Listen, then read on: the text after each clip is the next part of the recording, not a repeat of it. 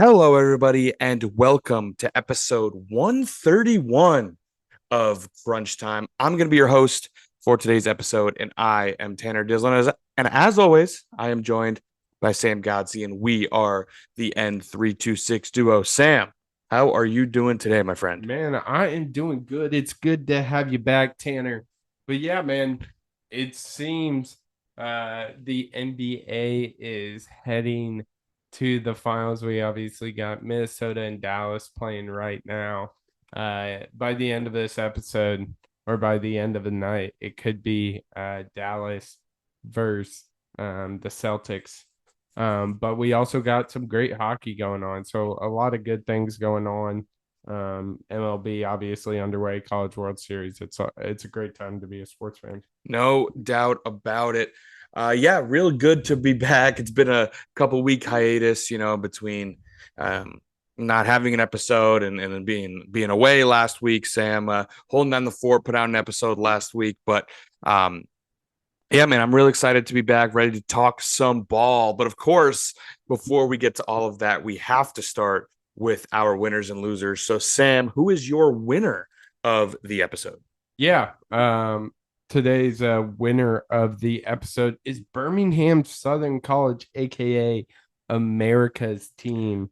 They are a Division III baseball team that has advanced to the College World Series, but the catch is the time they play on Friday, the school will no longer exist. That is insane. Yeah, so on March 26th, the school announced they would cease operations on May 31st after failing to win sufficient support in the Alabama House of Reps to try to get some funding for the school. So that came down, and then less than a week out before the school closed, the Panthers punched their ticket to Eastlake, Ohio, where they will be vying for a natty. I can't fathom the logistics that goes into like closing a college. Right? Like what what do you do with everything? Not to mention, the amount of students there, athletes, people who went Mm-hmm. there specifically to play sports and be with that coach, the amount of coaches and other staff. Yeah. What about just the buildings? Like who wants an old classroom building Yeah, or a lecture exactly. hall? Like, what the hell are you going to use that for? Like, I'm very curious as to how all of that goes down. But I mean, a baseball team playing in the College World Series without a school backing Without a it, school backing, absolutely crazy. that is pretty nuts. I'm fascinated about like I said about the logistics of it all. But wouldn't that be awesome if they if they win? Yeah, that'd be lit. The school that doesn't exist wins. That would be something. But yeah, that's pretty awesome, or not awesome, but interesting stuff. Yeah, Um, for my, awesome for the team, not so much for school, right? yeah, I mean, yeah. Well, now exactly now is do they get to play ball without school? I mean, I guess school's probably over at this Yeah, point, but like, do who they not have knows? to worry about anything about school now? Yeah, I don't know. I don't know. Yeah, it's pretty crazy how all that works. So very interesting stuff coming out of Alabama. And what was the name of the school again? Or It was Birmingham Southern. Birmingham Southern. BSU. Oh Yeah, no. Oh that's a tough name. no. The writing was on the wall all along. Yeah, Um, yeah, but for my winner, I am going to go with a little guy by the name of Ranger Suarez. Sam, he is a pitcher for the Philadelphia Phillies, and he has quickly made himself one of the best pitchers in baseball. Certainly the talk of the town, the big surprise of the baseball season in terms of pitching is Ranger Suarez. So the Phillies right now are off to a red hot start, and Ranger Suarez right now is 9-1 with a 1.75 ERA and with a WHIP, which stands for walks and hits per inning pitched, basically a measure of how many base runners per inning pitched that are his fault, not including errors, and that is a .819. So yeah, so he's allowing less than one batter to reach base per inning. He's been on an absolute tirade so far this year. He has 77 strikeouts to just 16 walks. So that's almost five walks to or strikeouts to walk ratio. Yeah, he's doing it all. Only 5 home runs given up, and that's kind of the larger story of the Phillies. They have been absolutely red hot. If you're wondering how my baseball season is going thus far, the two best teams in the MLB right now are the Phillies and Yankees. So Yeah, that's tough for you. I am in a state of misery. But it is what it is. The Yankees 37 and 18.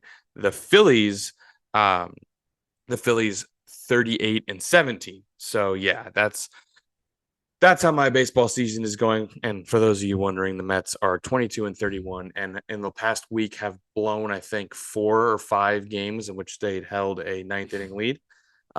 So yeah, this is getting ridiculous, and I'm starting to have to just completely tune them out. But yeah, Ranger Suarez, man, he has been the lead man. Not to mention they also have Aaron Nola and Zach Wheeler in that rotation. Zach Wheeler is supposedly the big bad ace. Ranger Suarez making them a big three, and that rotation is 100% the main reason why the Phillies are where they are. They are shutting teams down, and right now they have the best starting rotation in baseball, thanks to those three, and the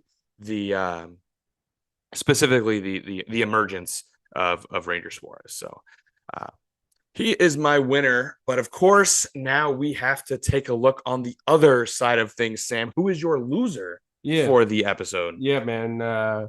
This loser has probably been in a huge part of sports media, and it's just WNBA. Obviously, it starts with Jamel Hill talking Of about course, Caitlin Clark. of course. I guess the loser should be the WNBA and Caitlin Clark and how they've been treating her. Jamel Hill commented on Caitlin Clark's success, saying, "We would all be very naive if we didn't say race and her sexuality played a role in her popularity. While so many are happy for Caitlin's success, including the players, this has such an enormous impact on the game." I'm so tired of it. I mean, I don't know if people will discredit our opinions because we are two white dudes talking Yep. about WNBA basketball. I can't believe it. I mean, one side is all, oh my gosh, you only love her, she only gets the coverage because she's white and straight. Then you got the other side going, you only hate her because she's white and straight. Well, which one is it? Yeah. It's insane how the commentary has gotten. She's had an objectively good start to her rookie season, Yeah. and just like everyone thinking like, oh my god, she's not that good because she's not scoring 40 points a game. Oh my god, she's not that good because she had 8 turns. Like, what is going on? Yeah. What is going on? Can she just play basketball? No.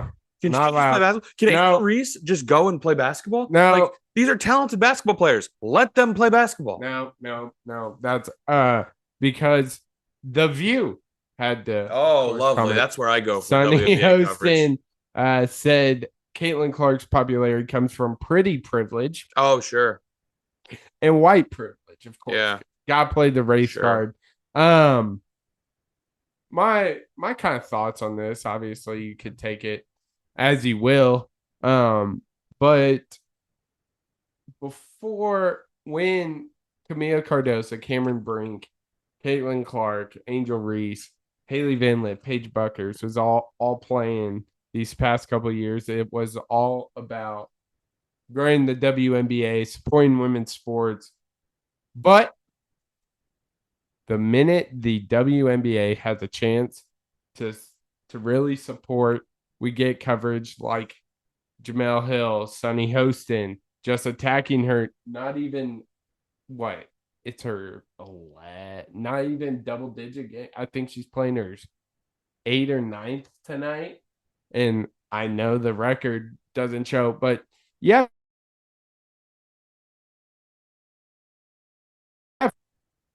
number one pick is because the team is bad, and the Fever are extra bad because they've gotten the last 2 number one picks.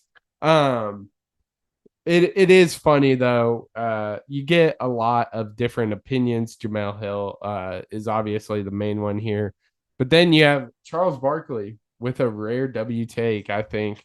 Let me know your opinions. He goes, "You women out there, y'all petty man. Y'all should be thanking Caitlin Clark for getting y'all ass private charters, all the money and visibility she's bringing to WNBA." You'd think that would be the easy take, right? Everyone would be able to see it, but of course, jealousy has to win out, and it sucks. I mean, I don't like. Everyone's like, "Whoa, we cover her because, yeah, because she's white and she's straight, or because she's shooting 45-foot threes, cashing them." And let's see, is there any way to like measure how good a player was in college? Maybe by their points scored, Yeah, and maybe just maybe maybe. we should. I think personally, maybe we should market and praise the one who scored the most points. What do you think about that? Remind me who that is. Caitlin Clark. Oh, right. Yeah, yeah, Okay. yeah. Yeah. You're right. So, yeah, it has nothing to do with her basketball ability, nothing to do with the way she plays. Uh, it's because she's white and straight. So, yeah, Yep. she nailed it. She cracked the code. Um, everyone covering WNBA, you can stop now. They figured it out. Yeah. But yeah, I'm so tired of it. I just want to watch someone who, someone who was a transcendent player at our favorite university. I want to see her play at the next level and and just watch basketball. And Yeah. simply put, that is not possible with the state of the WNBA at the moment. And it's sad because, like you said, in a time where there's never been more eyes, Yeah. Never. the conversation is always, why do you hate this? Why do you love this? What kind of race baiting? What kind of sexual orientation is that? I don't care. I want to watch good Yeah. basketball. And you know what? Caitlin Clark was that for my favorite college, and I want to watch her I play. mean, it's just a continuation of when LSU and Iowa played. If it what really boils down to, it's crazy. The WNBA is shooting itself in the foot.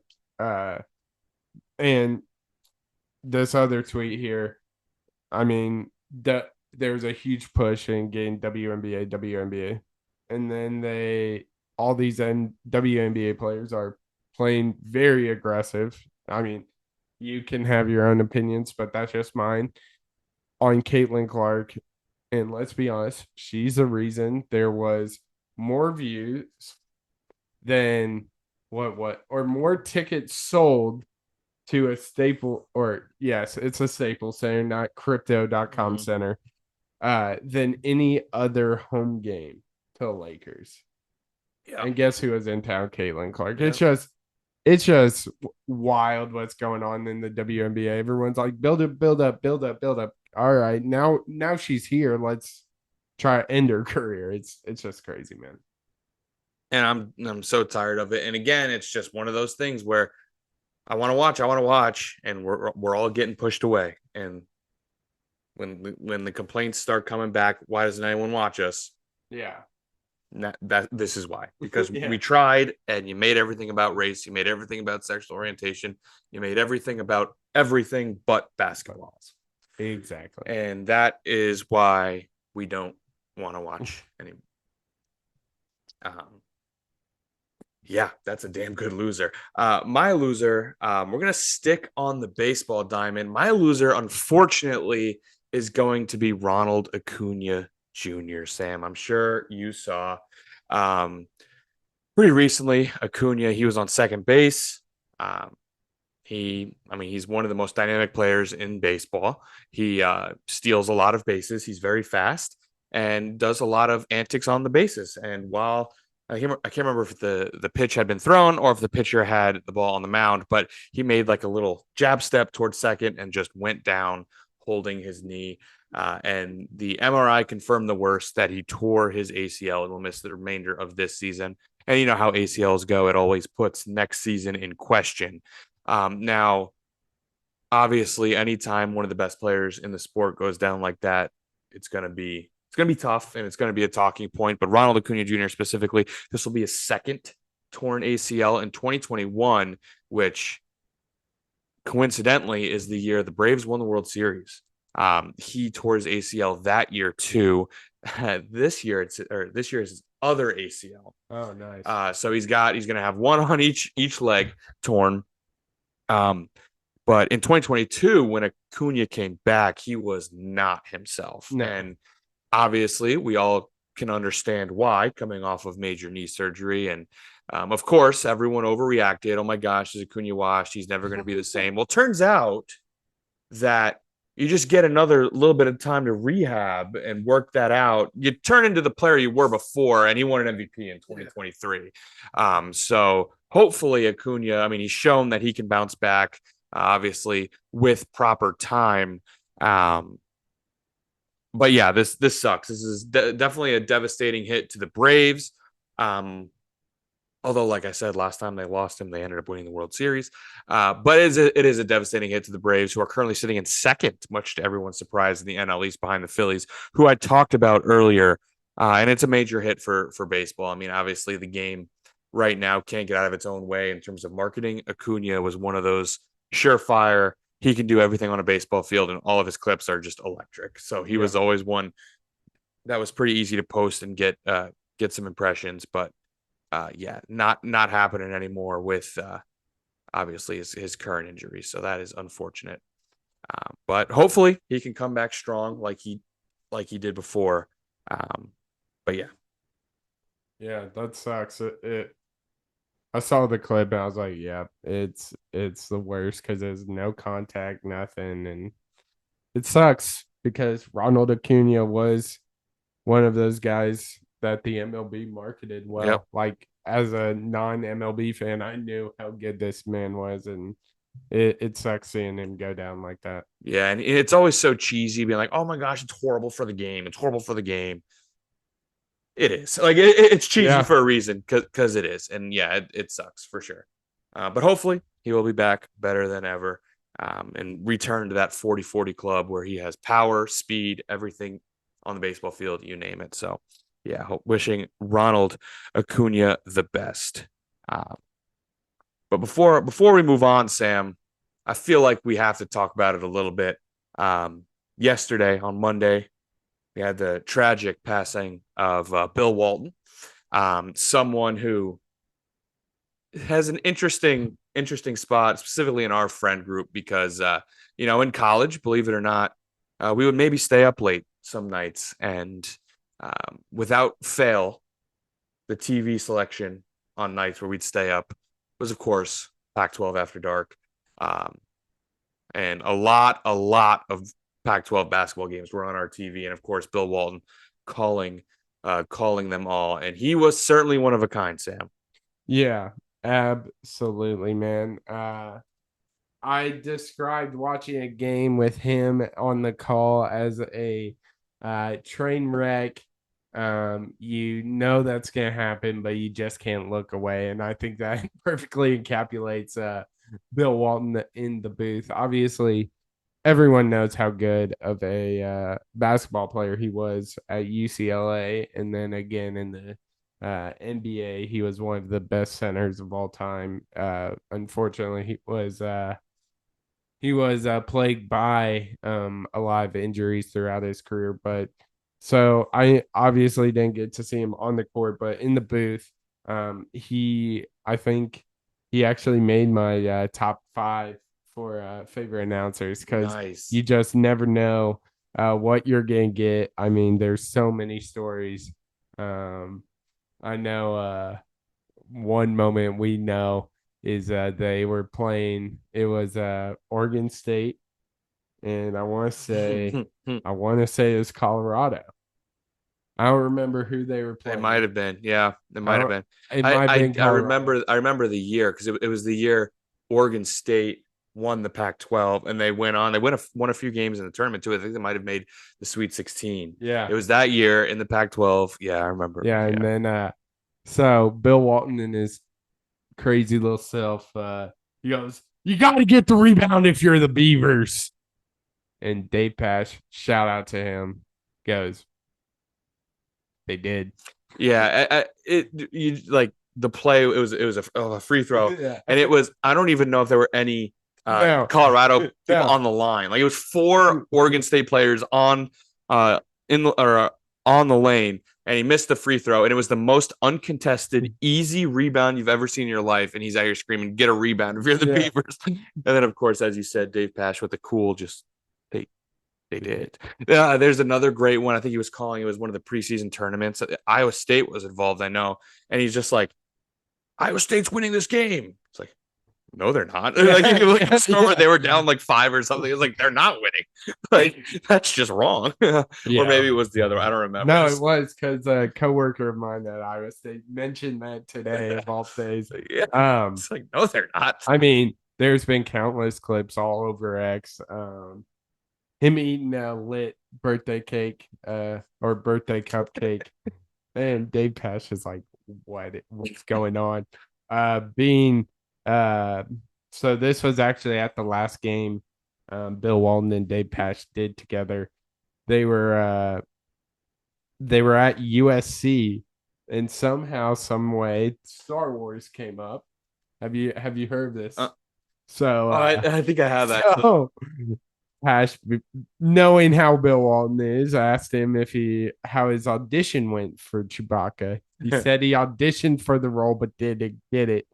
He called him Chewy Baca, but that character was fashioned in Bill's likeness. There you go. So just completely made up the story. The story was all over the news. People magazine even ran with it. So just like I said, it's a train wreck. You know it's gonna happen, but you can't turn away. And I think that perfectly encapsulates Bill Walton in the booth. No doubt about it. I think I'm on this podcast talking about how I didn't really like watching games that he called, and I still probably didn't, but the clips are unreal. And when you did get a moment like that, it was just like it was unforgettable. Yeah, it's one of those broadcasters you love to listen to if your team's not playing. Yeah, right. If your team's playing, you're going crazy. Oh, yeah. Yeah, no doubt about it. But yeah, it was definitely shocking news. Hopefully everyone in the Walton family is doing okay. But yeah, that's definitely had to talk a little bit about Bill Walton for sure and his tragic passing. But perfect segue into ball. Yeah, because we have got some ball to catch up on. Obviously, with I have not been here for the past couple weeks, so we do have a few rounds to catch up on, which of course includes the tragic loss of both of our teams from the playoffs. Not great. That's unfortunate. We'll start in the West, and you know what? Let's rip the Band-Aid off. Rude. Let's rip the Band-Aid off. Sam, Mavericks taking down the Thunder 4-2. I've been known on this podcast saying I just think it's a couple years too early. And then when you run it, I mean, I'm not going to take away from what Shea did in this series. He averaged 32, 8 and 7. Is that good? That's all right. It's just you had Luka Doncic and Kyrie on the other side of things, and that really what it came down to, honestly. Yeah, I still stand by my take that it's just a couple years too early for this OKC team, but don't be surprised if they're consistently a top 3 seed in this Western Conference. No doubt about it. Obviously, when you're a fan, it's really tough to play they'll be back, because like there's obviously no guarantees, an injury away, whatever, an unhappy star away. But this truly feels like one of the biggest locks of they'll be back. I mean, so young, so unbelievably young. Damn near our entire starting fives on their rookie contract. Exactly. So unbelievably young. I think, I think my only really criticism would be maybe if, given the circumstance, maybe Sam Presti might rethink how he did the deadline, maybe a little bit more aggressive, obviously holding the number 1 seed at the time, but still, I mean, like you said, just a year too early. Always dangerous, like I said, but surely feels like they'll be back for sure. And the Mavericks. Oh my God. Carl Anthony Towns has 3 fouls with 4 minutes left. Sorry, It's about expected at this yeah, point. it's a bum. He fouls a lot. Put some Mitchell Robinson numbers. And but on the Maverick side of things, obviously everything we're about to say is only multiplied because of how, the start to this Western Conference Finals. Yeah. But wow, Yeah. The Mavs look really freaking good. I mean, I don't think everyone was like they could make some noise. They could upset a couple teams. No, nobody expected them to take care of the Clippers and then the Thunder and possibly tonight the T-Wolves, who a couple weeks ago everyone was like, huh. I mean, I'm on the last podcast saying T-Wolves Celtics. I am also on the last podcast saying Ant over Luca. So oh boy, right hand up. oh boy. I bought into the media hype. He drank the Kool-Aid. I drank the Kool-Aid. I bought it. I listened to too many Twitter people. Luka Doncic is that dude, and he's been showing out ever since that first couple games of this series, man. Yeah, and we'll get into a little bit more specifics on the makeup of the team when we get into this this Dallas Timberwolves series, because we have a few players specifically on the Dallas side of things that we really need to talk about who have stepped up big time for Dallas in this series. But anything else on your Thunder? And I mean, I'm not disappointed. Obviously disappointed, but not like mad. Again, I'll say it again. It's a couple years too early. It'll be. I'm interested to see how this offseason goes. I think there will be some changes. Just we need more veteran presence. I think that's what really showed in the Mavs series, honestly, is the lack of veteran presence. And yes, I know we have Gordon Hayward, but that's about it. He didn't like play at all. No, really, he did didn't. he? He didn't. And I don't think he's the player he once was, but still a good vet coming off the bench, giving you 20 minutes or so. But yeah. Yeah, no doubt about it. Yeah, we're ready to. I can't remember. Did you guys? You were talking about T-Wolves in the finals and Ant over Luca. So had the Timberwolves won this series by the time? Nope. Oh, you were just. No, we were just going for. I think the T Wolves were. They might have. I don't remember. It's been a week or so, but I think they were not finished because I think that's right. We did not finish the series. We just called our shot. Gotcha. So now my main question, because obviously it's been a few weeks and we all know how it went. Yeah, we talked. It was game 4 at the time. Oh wow. Okay. My question to you was was this an awesome series? Because obviously he went 7, and game 7 was pretty awesome. Games 1 through 6 didn't seem like they were that awesome. No. A lot of blowouts. No. Obviously it went 7, so 3 blowouts on each side. But that game 6 in particular, obviously, it was awesome to see Minnesota win and elongate that series. Yeah. But it was like a 40-point game. Yeah, 115 to 70. Yeah, like that's crazy. Anyway, was this the series? Was this a series of the? I don't. That's an interesting question, man. I think it was just due to the firepower of these teams. I mean, I think that's true. I mean, Jamal Murray played like shit this series.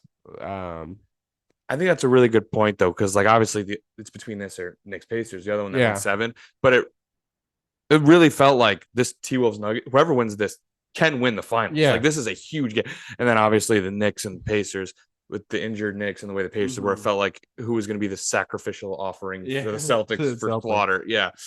So I agree with that. Like the stakes just felt so big in this one.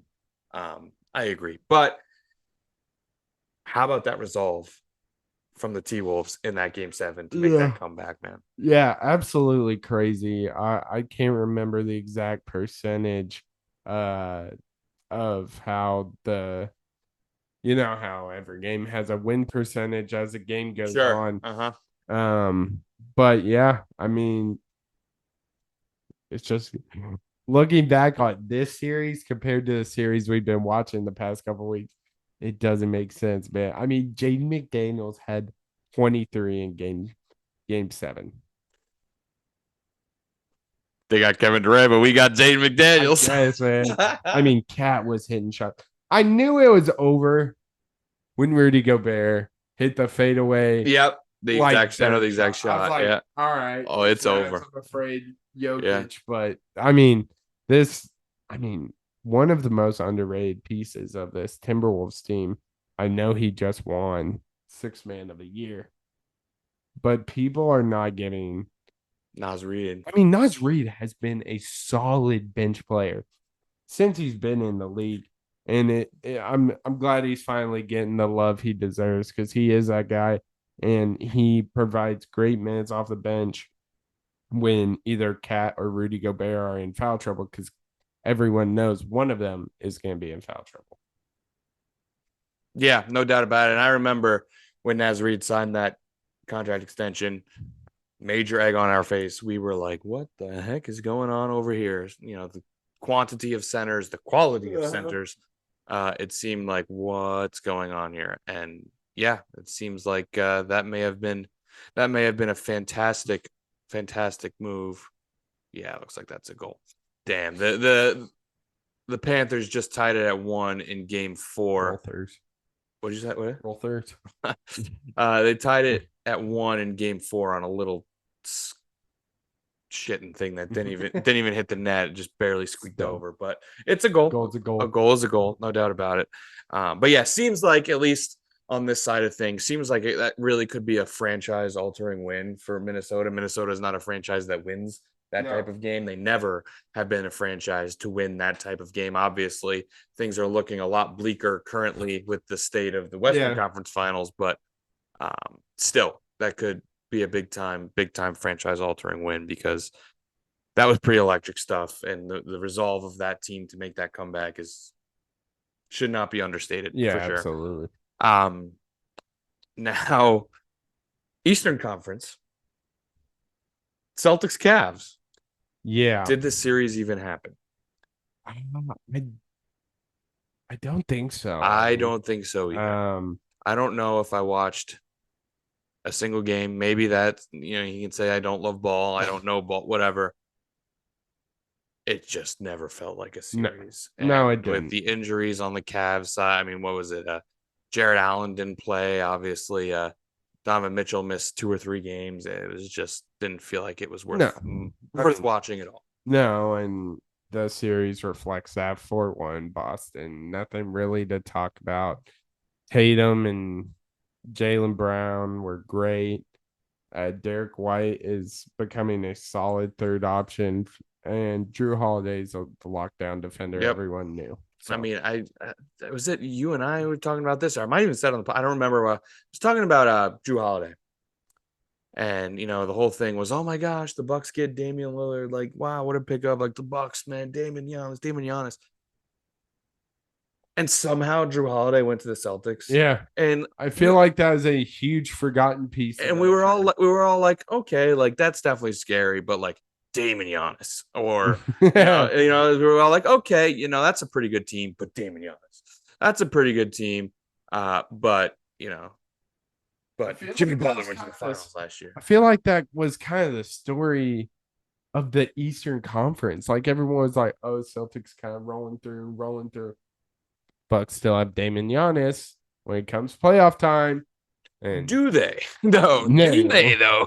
No. Yeah, no. And of course, Drew Holiday being every part the basketball player that we all know, and people who watch and know basketball know how damn good he is because he does everything on the basketball court, and came up with a big one in the Eastern Conference Finals to seal Game 3. And I mean, defensive lockdown. Shoots the ball well. Does everything you need on a basketball court. Fantastic player. Perfect fit in Boston.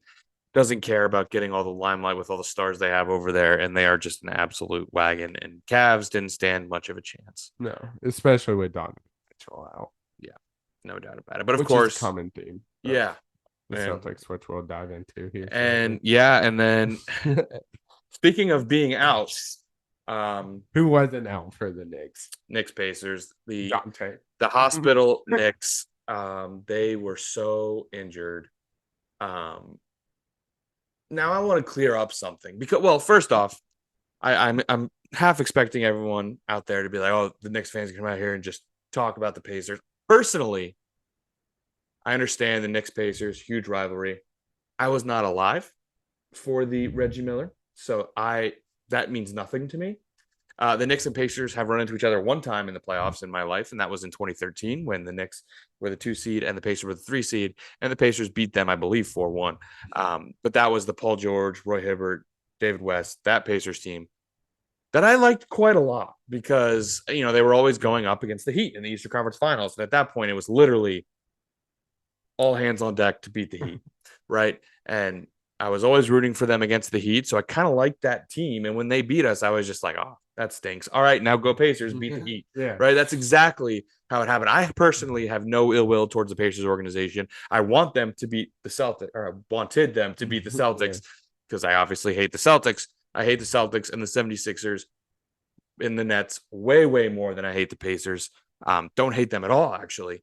So that's not what you're going to get from me. I don't know if you were expecting it, but I kind of feel like the way about this Knicks season the same way you do about the Thunder.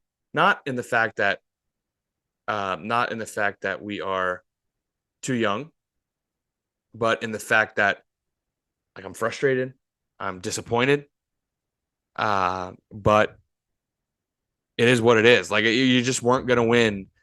You weren't going to win with all those injuries. And there's this misconception out there that when you say a team is injured and that another team won, the team that won was less injured than the team that lost. People out there just automatically like assume that you're saying luck, that like, oh, just because you only won that because you had like, that's not it at all. Like it's not, health isn't a luck thing always. Like it's totally fair to look at this Knicks team and look at Tom Thibodeau and be like, you have a track record of this.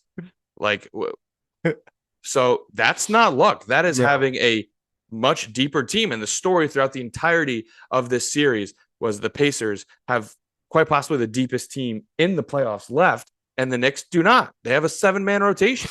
And when players get hurt, that 7, it becomes a 6. And then you got to go deeper in the bench. So me saying like the Knicks were hurt and they didn't have anybody, that's not a luck thing. That's a Pacers are a deep team thing. That is a head coach who knows how to play his depth thing.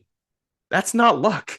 So like me saying the Knicks were hurt and Pacers fans, that's not what I'm saying at all. It was a skill to stay healthy. And the depth of that Pacers team definitely helped them win this series. And that is the main reason why they were able to beat the Knicks. And that's not a luck thing. So credit to the Pacers. They, obviously they won game 7 at MSG. Pretty tough thing to do. But yeah, the Knicks were just too injured to win. It happens. It's okay. Hopefully next year we'll get deeper. So this doesn't happen again. But with Tom Thibodeau, you never know. But that's my 2 cents about it, because I truly don't think like Pacers fans or anyone talking about think that whenever you say the Knicks were just too injured to win, that it takes away anything from the Pacers, which I don't think it does, because the Pacers were deep. Their head coach was great at playing that depth, and they were able to stay healthy because that is a skill, and they were able to do so pretty much all year long. So, yeah. All right. I mean, it felt like with the Panthers just scored another. But it felt like kind of from the beginning series of the Knicks, it was Josh Hart playing 40 plus minutes. The starting 5 playing 40 plus minutes, it seemed like. How long is this going to last? Was kind of the theme. Because you had a tough series against the 76ers, win 6. Then this series went 7. It was just like, what's going to happen with this next team? Exactly. The further this series gets deeper and deeper, what you can't. I understand playing Jalen Brunson the entire game. I understand. I understand why Thibodeau did it because y'all weren't a team, a deep team. But at some point, you just got like I remember one game particularly, y'all were down big late, and he still had starting five. Like Yeah. there was no Get him shot out of y'all the were game, bro. give them some rest. Yeah. Like, No, I no. and I honestly think that's why the series ended the way Yeah. it did. No doubt about it. No doubt about it. And yeah, I mean the bottom line is the Knicks just need to get deeper. They need to get deeper. They need to get players that Tom Thibodeau is comfortable playing in a rotation because playing seven and when it's a asterisk next to that seven because Deuce McBride plays 12 Yeah, and I don't know Precious Achua Precious Achua played. plays 5 and Yeah, then Josh Hart 48, 40. Brunson 48, Dante 48. Like it's just unsustainable. So those are my thoughts. It's definitely frustrating, but I'm not out here just like we were robbed from injuries. Like that's not it at all. Yeah, Um, with Dante playing as much because to me, obviously, you got to play your best player, Jalen Brunson, majority of the game. And I think Josh Hart was another massive piece for the Knicks with like his 28 points, 20 rebounds, and 15 assist type games. uh-huh. Um, but with Dante, I just didn't feel like he obviously great scorer.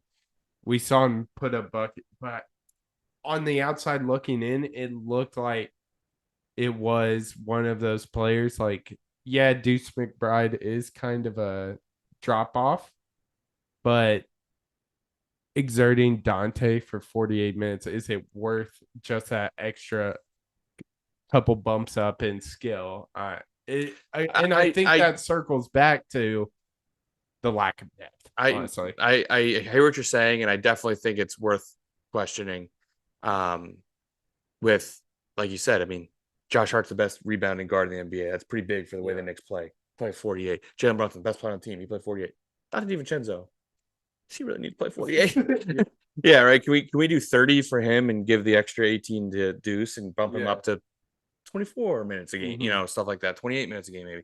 No, I definitely think that's fair. And I definitely think, I mean, it's a head coach who's been through this before and it happens all the time with him. And like, it's one of those, always ends the same way. it always ends the same way. And if he had that, like we were talking about, get him out of the game, bro, mentality, Derrick Rose might be a 20-time all-star at this point, it's just, or 10-time all-star, but it's just how it goes. And Tom Thibodeau definitely needs to take a look in the mirror and hopefully that will happen. That's I spent a lot of time talking about that series, but yeah, that's definitely had a lot to say pent up over a few weeks. But yeah, the Pacers win that in Game 7. So now we move on to the conference finals. One has already completed. Love that. That is the Celtics Pacers. I mentioned before how it felt like in that Knicks Pacers Game 7 that it was a competition to be sacrificed like a lamb for slaughter to the Celtics, and that's kind of what happened. I say kind of. It was a sweep. There were some close games in there, but the Pacers, almost impressively, always found a way to lose. Yeah. Kind of the anti Timberwolves Nuggets. I mentioned how that went 7, a lot of blowouts. This one went 4, but 3 really close games. Yeah. I mean, the Pacers had at least 90% win probability in the fourth quarter during Game 1, Game 3, Game 4. It was 90.6, 90.3, 93.8. So that hurts. Game 1, Pacers were up with the ball with one. I want to focus on Game 1 because I think that's where the series was. Agreed. Totally agree. But so real quick, what'd you say their win percentage was in Game 1? Win percentage Game 1 was 90 with 12.1 seconds left in Game 1, it was 90.3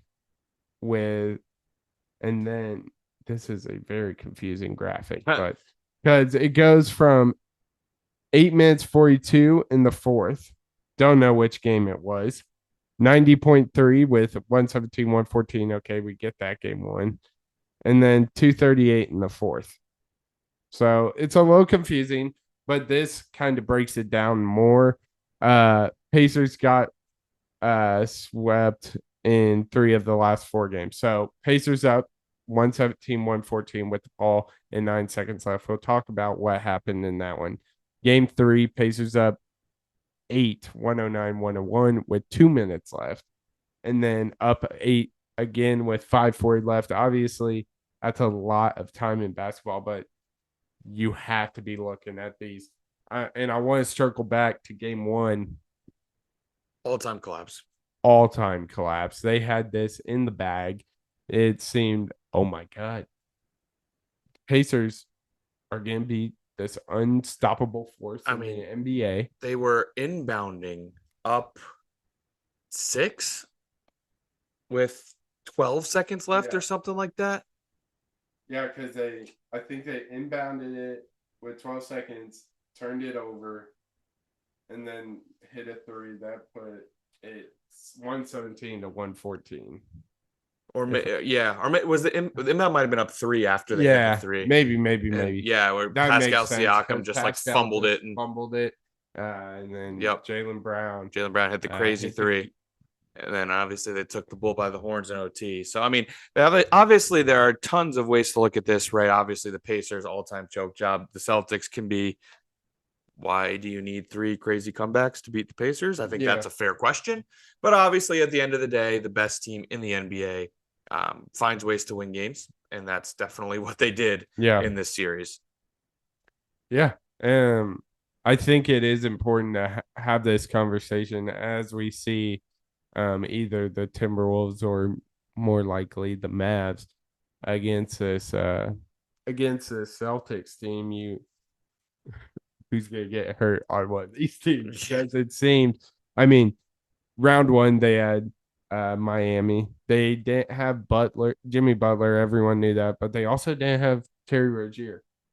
I forgot about that. That's a valuable piece to that team, especially the way Spoelstra kind of runs things down in Miami.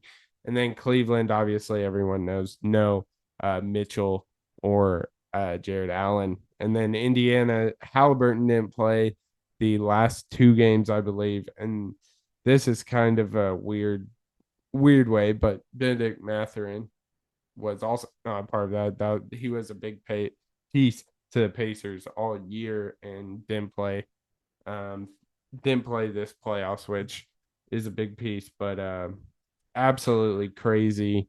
Personally, I think this is, I wouldn't say, maybe I would, man. 4-1, 4-1, 4-0 with effortless. It's effortless. Dominant. Yeah. The thing that just gets me is how close these Pacers, because it was very clear the Celtics were the better overall team, especially with Halliburton now. But yeah, Celtics get it done. I do want to shout out Andrew Nembhard for the Pacers. He was the guy that stepped up in a massive way for this Pacers team. Unfortunately, couldn't get done, but damn, he looked good. Bright future ahead of him. So yeah, Pacers got a good one. Yeah, no doubt about it. Yeah, I mean, I think it's a good time where we can put an honorary loser in the episode, and that is the NBA schedule, because this next series, Mavericks and Timberwolves, that is currently 3-0, as we've said. The Mavericks looking really good, looking to eliminate the Timberwolves.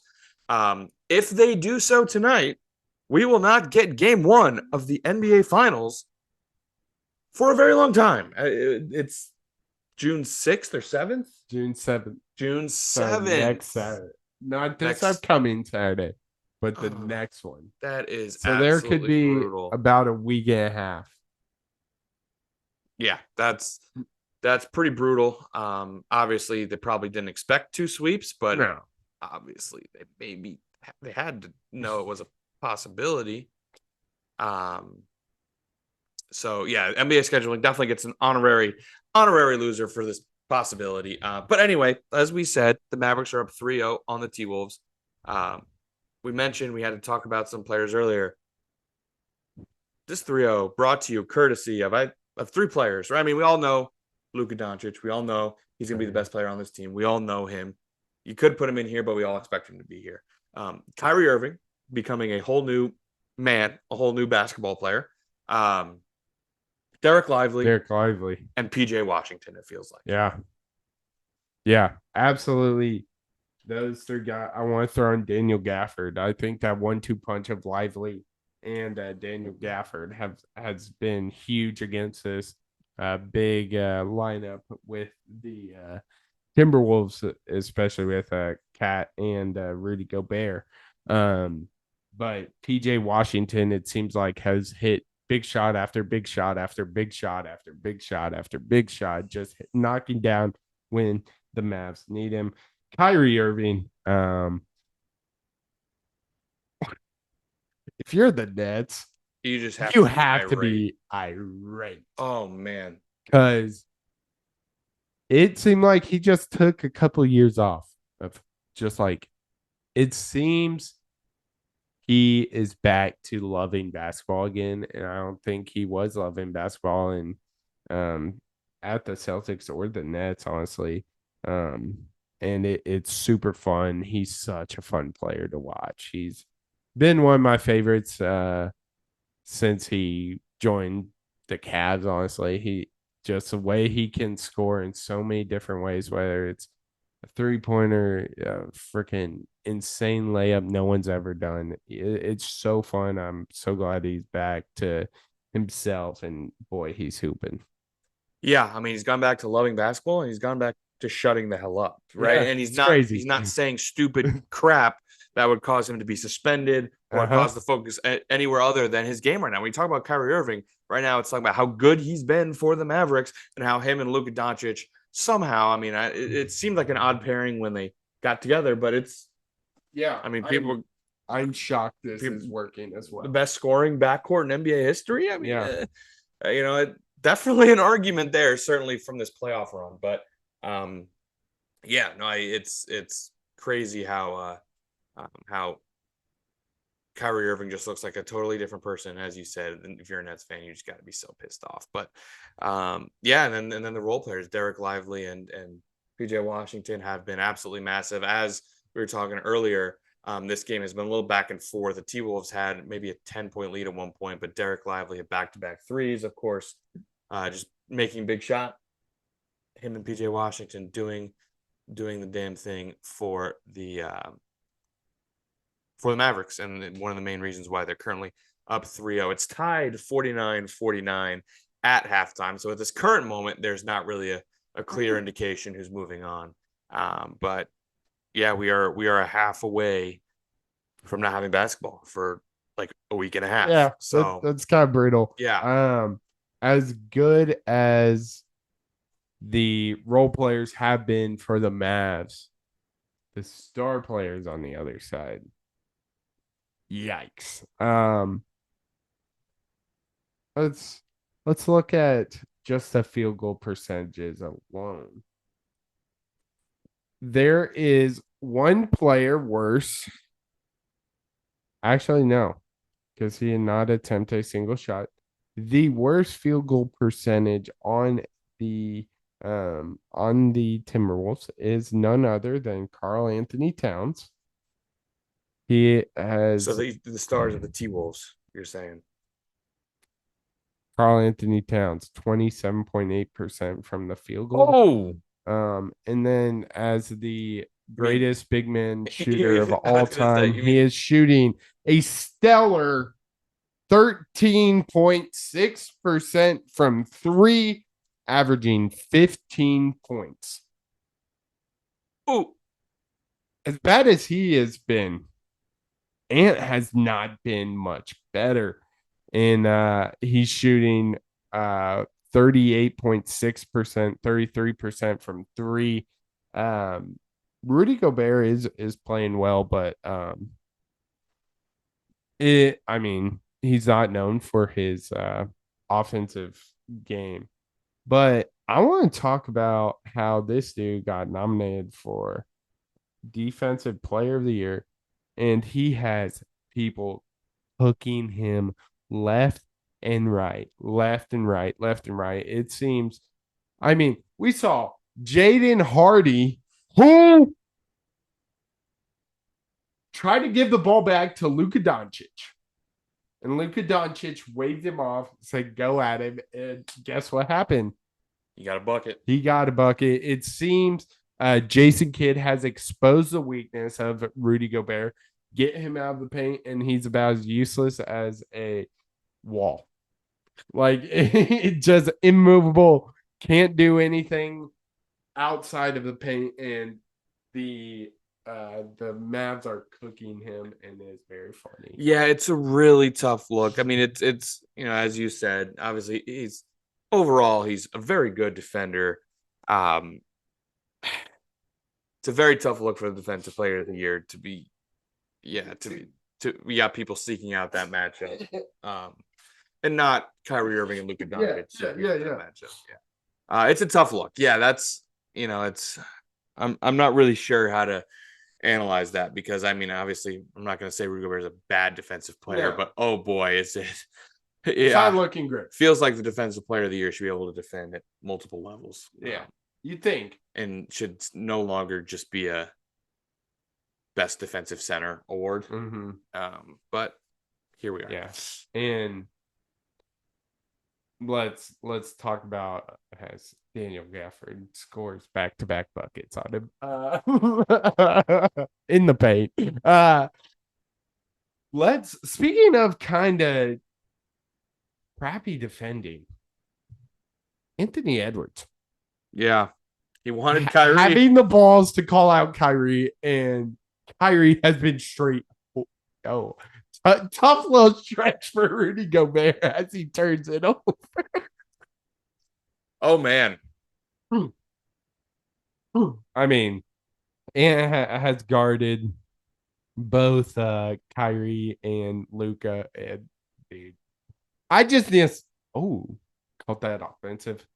I called it on the rebound, so bucket counts. But yeah, but every time we look up, someone's scoring on either or Rudy Gobert. Yep, that is a foul. But yeah, man, it's been. I mean, I'm day one of. I'm a victim of buying into the hype. I mean, I had Ant over Luka. That might be one of my worst takes on the podcast. But who knows, man?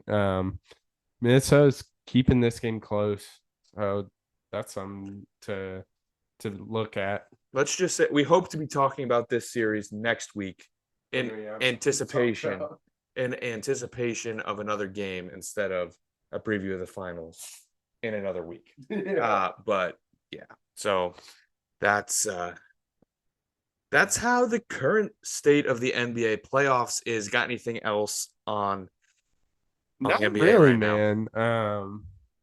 Kind of disappointing conference finals. I mean, yep, definitely disappointing conference finals. I'd just say and even the playoffs as a whole, obviously, that at times they've been pretty electric, but I'd say that the overall theme of just the playoffs is injuries, and that sucks whenever that's the case. So for sure.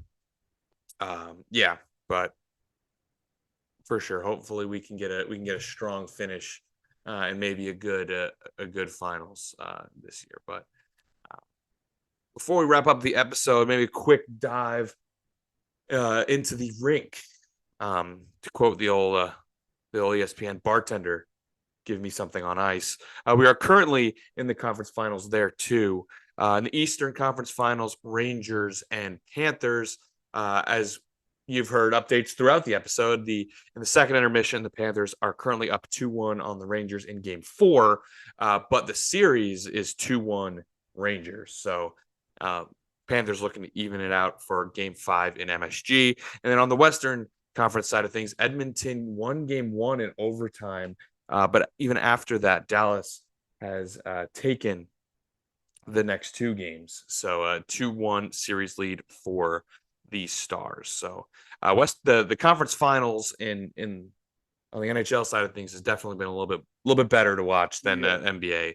Less, For sure. more intriguing, um, more intriguing series as Luka scores a layup, uh, virtually uncontested, and Rudy Gobert gets into a scuffle. Wow, what a great stretch! what a great stretch for Rudy Gobert as we start talking about him. But that's going to wrap it up for episode We one. do have a question. We have questions. Oh man. Oh, brutal. Oh man, I forgot to Brutal. check and see if we had questions. It's almost like I haven't been here for a Jeez. couple weeks. Oh man, and this is me stalling as I pull Oh it up. no. This is me stalling as I pull it up. You got it. Okay. We got one question. One question. From Carol Godsey. Yep. Shout out Carol, always giving us some great questions. She asks, what is the best sports documentary? Dude, this is a great question. I know we've talked about a couple here on the pod when sports are over or there's just MLB going on. Man, there are some good ones. I mean, you have to think of 30 for 30s or Untolds kind of taking over that role. I mean, dude, this is hard. This is really hard. I think I'm gonna go with one we've already talked about because it is by far the craziest I've ever seen. No ifs, ands, or buts about it. I gotta go with BSI about Bishop Sycamore. That's gotta be one of the best because like everyone knew the story and how crazy it was, but once you took even a deeper dive into it, it's up there for sure. Yeah, no, that one's definitely crazy. Some old 30 for 30s that I really I loved. I think my favorite 30 for 30 is the one with Vlade Divac and I think it's Drazen Petrovic. Yeah. Is he the think it was I know it was Vlade Divac. I can't remember who the other one was, but yeah, the two like players who were best friends from I want to say Czechoslovakia, and that was many different countries. Drazen Petrovic. Yeah, let's once go. brothers. Yeah, they were best friends and from the same country. Even Yugoslavia. They were Yugoslavia. They were Yeah. different cultures. Then Yugoslavia broke up, and there was violence between their two cultures, and the two of them fell out of touch. And then Petrovic tragically passed in a car accident, and they never made up. And it was that story. It's phenomenal, a phenomenal watch. And then so that's probably my favorite 30 for 30. Untold. I really love the NBA referee. I can't remember his name off the top of my head. I know who you're talking But about. the one who was, got thrown in jail for fixing games and how he kind of got into it bad with the with organized crime and how that works. And that was pretty Operation intense. Flagrant Foul. Operation Flagrant Foul. Definitely give that one a watch. And then movie. I know it's not a documentary, but it's it's a sports movie based on true events. You always got to mention Miracle. I mean, just an absolute fantastic movie about one of the best sporting moments in history, certainly in American history. So those are the kind of the ones that I go to. Yeah. But now that's going to wrap it up for episode 131. Thank you so much for tuning in. It has been so good to be back. And it was a real fun episode, wrapping up, kind of nearing the end of playoff season in the NBA and NHL. Hopefully we'll have more to talk about other than the finals, which will still not tip off for another week. But the clock has run out on this episode, and we'll see you on the next one on Crunch Time. Yeah.